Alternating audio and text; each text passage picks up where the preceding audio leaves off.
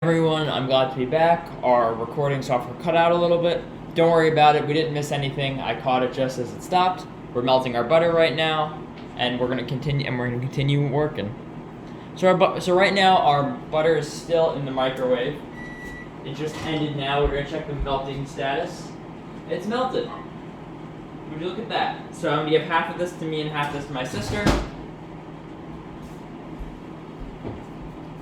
First, I'll pour half into mine. Then she can have half.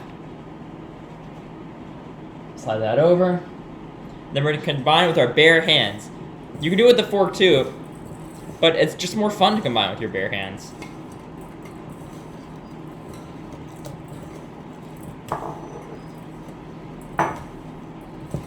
The consistency should be like coffee cake crumb consistency. The classic one that you know and love. And make sure you have to while the melted butter is warm. Just to make sure everything comes together nicely.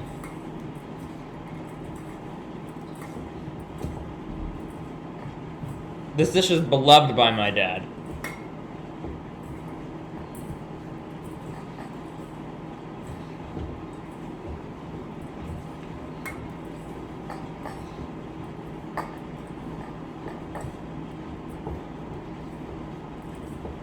And of course, you can always try some while you're making it.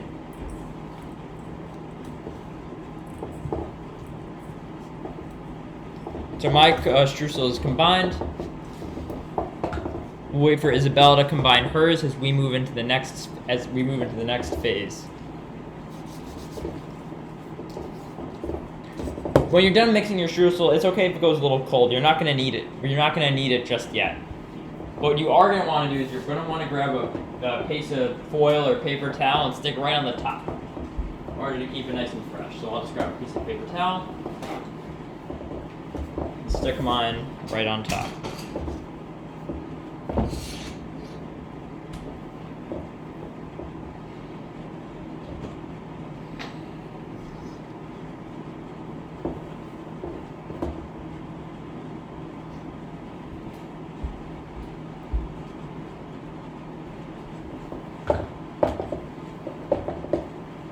If you find that you have a little too much melted butter in yours and you don't have the crumbly consistency, that's okay.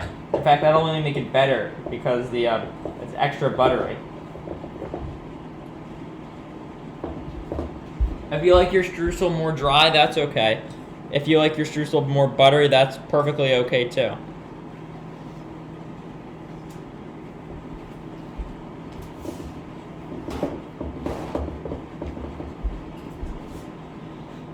So now the streusel part of the cake is done. And now we're gonna move on to the actual cake making. So this is a really nice part of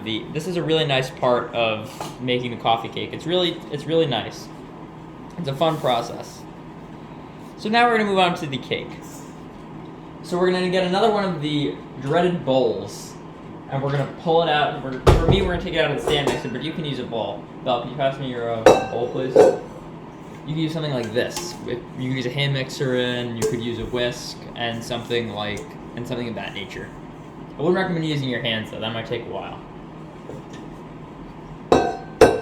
So now in a bowl, we're gonna put 8.5 ounces of all-purpose flour.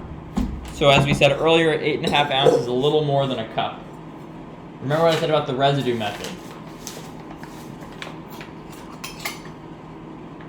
The residue method is when you pour something in and you need a little more. You can often just pour the cup. You can often just pour it into the cup, and then the residue that comes out is going to be a little more then. That's 8.5 ounces of flour. Then you're going to need 2 teaspoons of baking powder. Not baking soda, baking powder.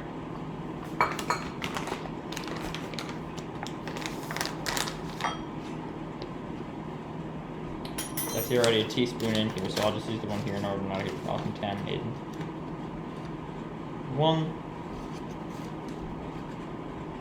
2 teaspoons of baking powder. You remember how I mentioned baking soda? Or you remember how I mentioned you don't want to get the baking soda confused with the baking powder? Well, now you actually just need half a teaspoon of baking soda. Yes. So we're gonna get both two of our 1/4 teaspoons. Sorry, just give me 1 second as I grab our 1/4 teaspoon. You need two of those to make a half. So 2/4 to a half. 1.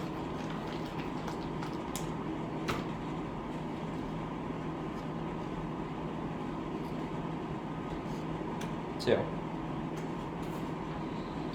And then you need 1 teaspoon of kosher salt. Always remember that iodized salt works as well. So if you don't have kosher salt lying around, it's not the biggest deal in the world.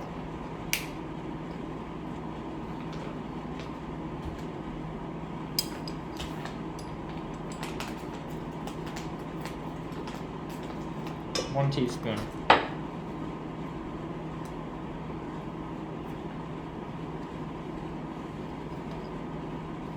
Now we're going to do the dreaded whisk together until combined.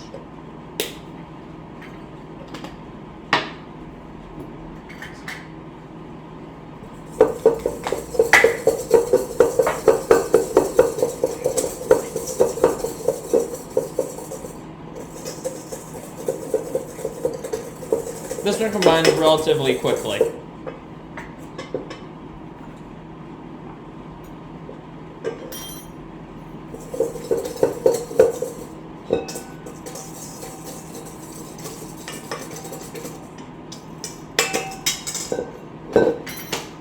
So now what you're going to want to do is you're going to want to, in the stand mixer bowl, so we're going to put it right on our stand mixer. We're going to take 6.5 ounces of granulated sugar, which granulated sugar is just normal sugar. The normal white sugar that you see all everywhere. And then you're going to take it and then a stick of room temperature unsalted butter. You're going to definitely want to slice that into pieces. And then you're going to want to combine it in a stand mixer. So grab a knife, slice our butter.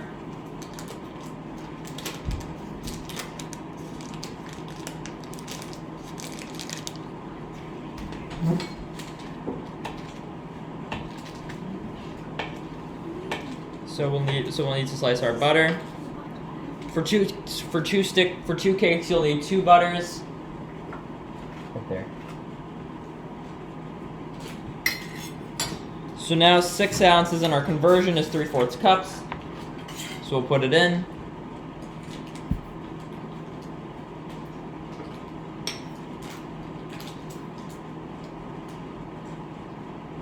One,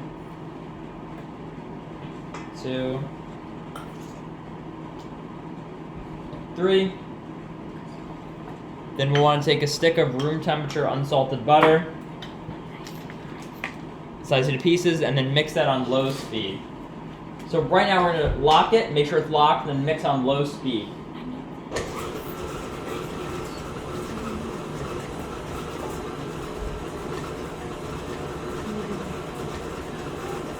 And then once that's combined, we're going to mix it together at medium-low speed. So this is almost combined, then we'll mix together at medium-low speed.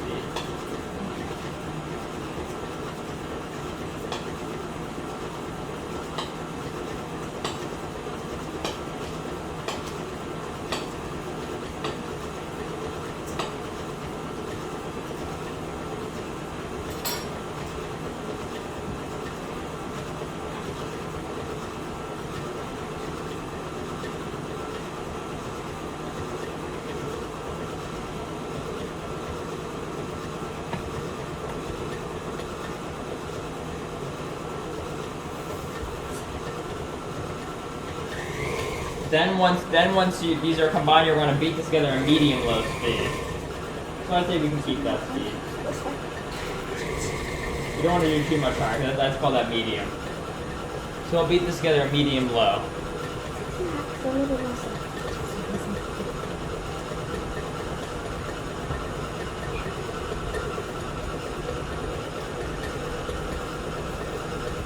We're going to beat, so now it's combined, we'll beat it at medium-high for 2 to 3 minutes.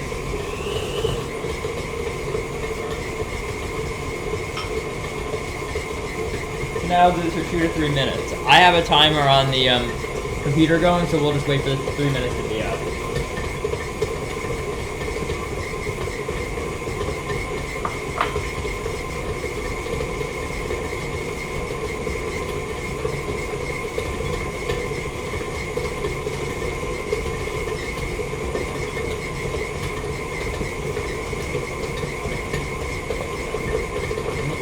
If any excess comes out, you just want to make sure to throw it back in.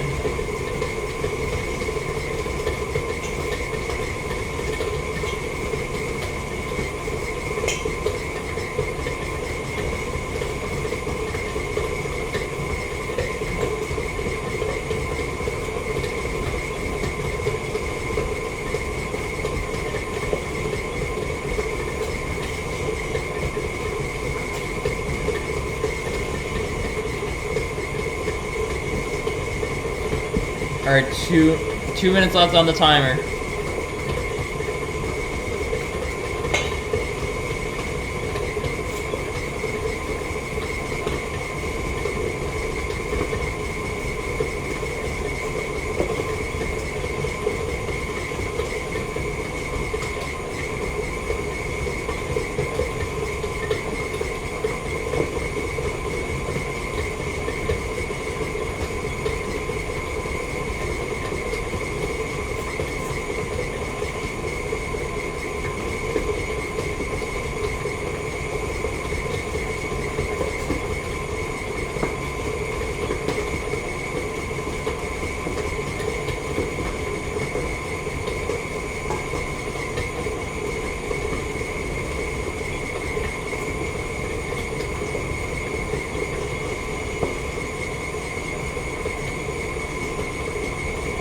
Smells great. 1 minute left on the timer.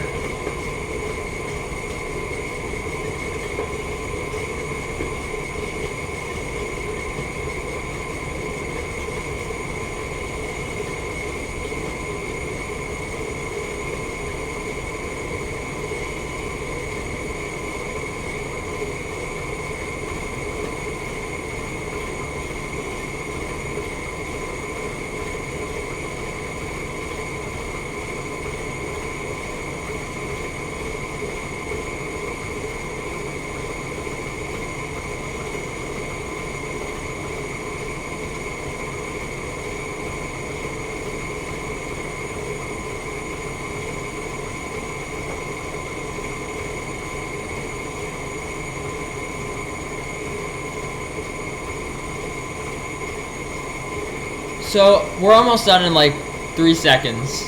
2, 1, and we're done. So this is the end of this stage. We've basically put the butter and the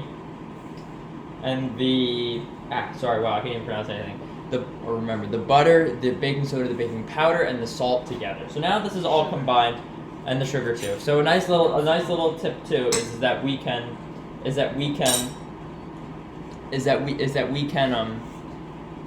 take what we scraped off here. We can scrape off what's on our mixer here, everything, and we can put it in.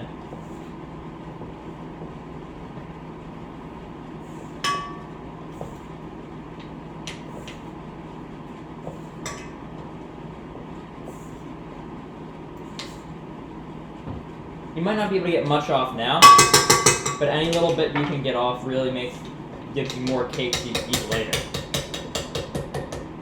And having more cake is good. That you can freeze, of course, as we do with everything. We're still recording. That's good. Next step. So we're gonna take our stand mixer bowl off. There we go. And we're gonna start cracking our eggs. So let's crack some eggs.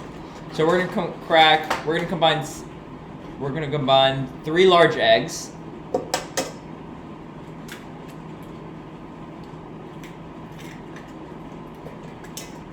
Drop the shell.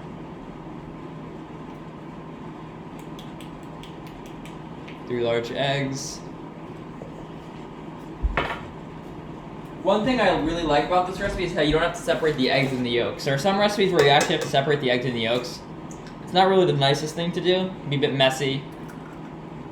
It can be, you have to beat things separately. It's not really the nicest thing in the world to do. I like how this is just a nice, easy. We just crack 3 eggs and we're done. It could be much worse. When I crack eggs, I normally have a trash can by me. But I don't have it directly next to me, so I just have to do a little walking. If you find some shell gets into your mixture, just take it out. It's fine. There's our 3 large eggs. No shell in there.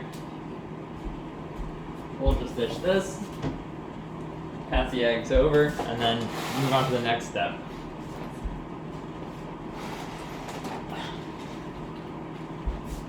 Next step is we're going to need 2 teaspoons vanilla extract.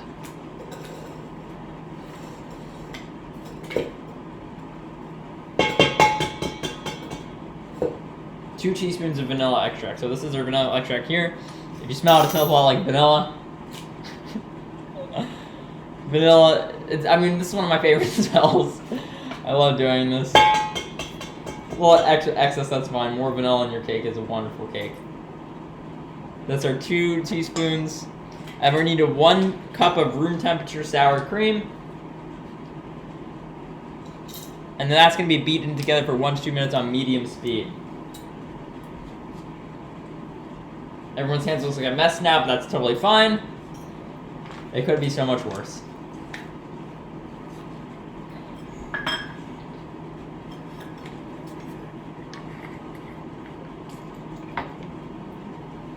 I haven't really used squeezed sour cream before. I've generally used it where you scoop it out with a spoon. So this squeeze thing is new to me, but we'll make it work.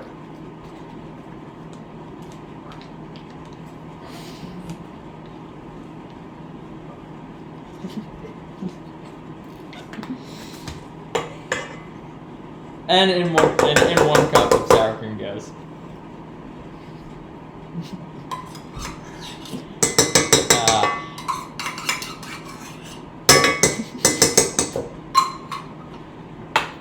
Then sour cream gets passed over. So now this is getting beaten together at. Okay, good. We're still recording. This is getting beaten together at medium for 1 to 2 minutes on medium speed, and this is the time where you're gonna want to start scraping down the sides of the bowl to make sure you get all that cakey goodness into the bowl, into the mixture. Do that at 4. It's a little messy now, but that's okay. If you see some stuff looping out, it's okay. I'll get a different spoon than the one I used for you know, I probably just make do with the same spoon. No, never mind. I have to be a bit of a size one, so actually a smaller spoon would work better. You don't want to scrape down the size of the bowl yet. What? So this is coming together and starting to smell really nice. It's starting to look like cake batter, rather than something that it wouldn't look like. That's that banging or just my sister putting in her sour cream. So 1 to 2 minutes on medium speed. I'd say we're 45 seconds in. So we'll go a minute from here. We should be good. We're still recording, which is good.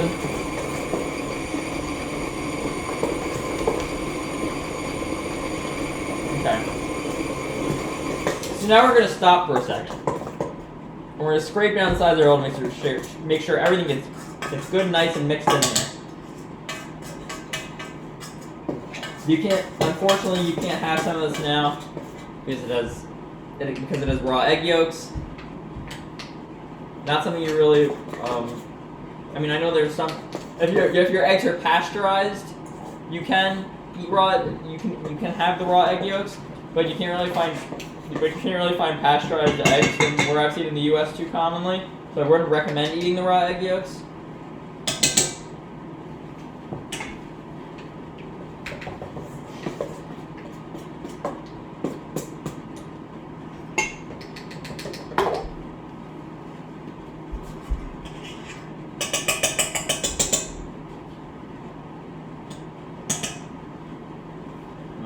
Now we scraped all the goodness down, we can continue beating the mixture together medium. So one thing that I really like about this is that it's on the lock setting rather than the unlock setting. Because if it's on the unlock setting, then you're going to get everything everywhere, and then it's not really going to be nice.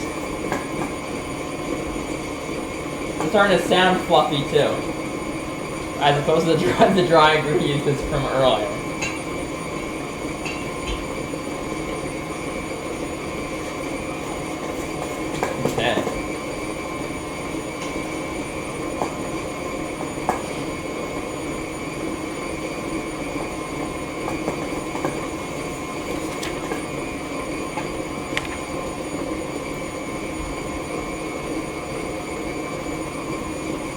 Alright, so this coffee cake actually turns out really nice.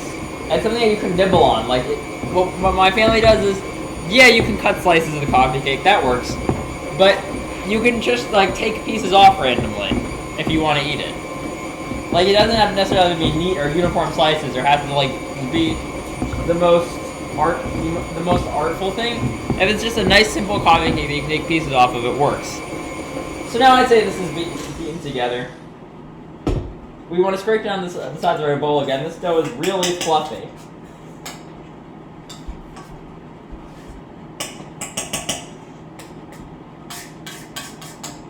Because I mean, look at all this cake batter we have on the actual mixture handle. You want to take all this good stuff off and throw it in there.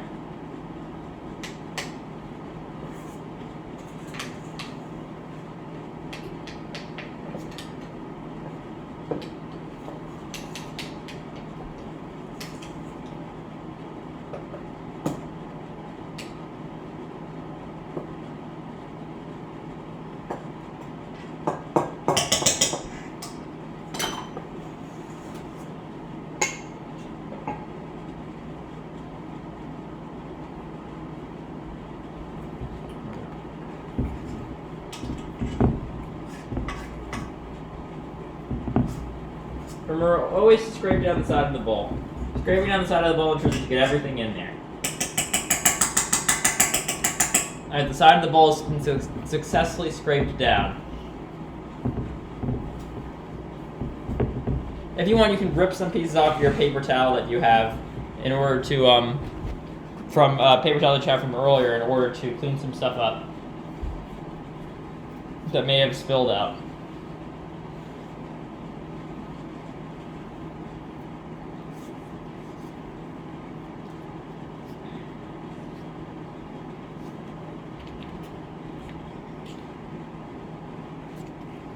When we come back, we're gonna wrap up the last bit.